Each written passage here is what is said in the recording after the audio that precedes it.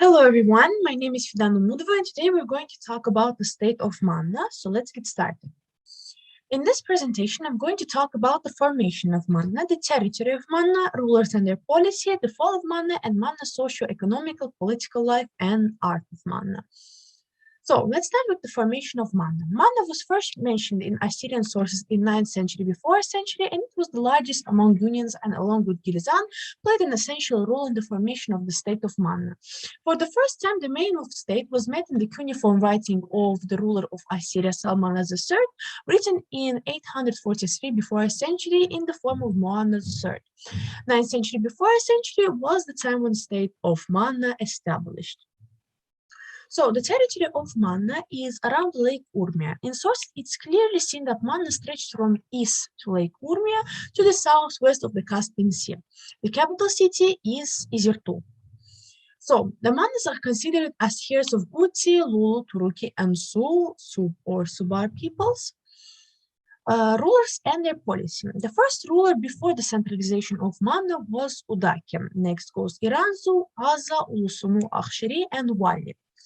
Let's talk about them more detailed. So Iran's rules between 740 till 719 before a century. At the time when Iran was ruling, there were tensions or struggles between Assyria and Urartu. Iran created United Manna up to Aras River in the north. He created a centralized government, a system of governors, and there was also Urartu's decentralization attempts by Rusas I. And rebel in 719 before a century was resulted in Iran being defeated by Sargon II.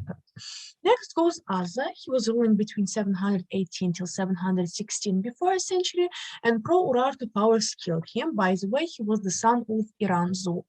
Next goes Ulusunu. He was ruling between 716 till 680 before a century.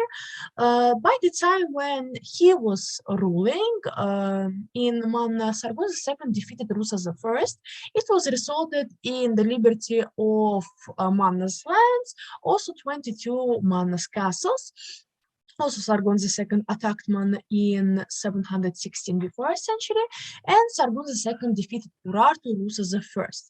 And because of the attack, Ulsunum had to support Urartu, and at the end he committed suicide. Next goes Asheri. He was ruling between 675 till 650 before a century, and he supported Assyria. And Wali, he was ruling between 650 till 630 before our century. So now goes the fall of Manna. Manna fell in 590 before a century, and Assyria also collapsed in 605 before a century. And Manna's socio-economical, political life, and art. Manna's political life. So it was slavery. It was the slave-holding state. Governors obeyed the central government. Ancient dynasty led the government. There was also a hereditary government, which meant that power was passed from father to son. Council of elders, it depended on the ruler of Manna. So, socio-economic life of Manna was agriculture, cattle breeding, craftsmanship, it's weaving, art of dye, agriculture, architecture, and metalworking, which was gold, silver, bronze, and copper, and Manna's art. It was Hassanli and Zivia findings, cuneiforms of 3rd millennium before a century, and Manna hieroglyphs, which was silver tray. And thank you for your attention. See you soon.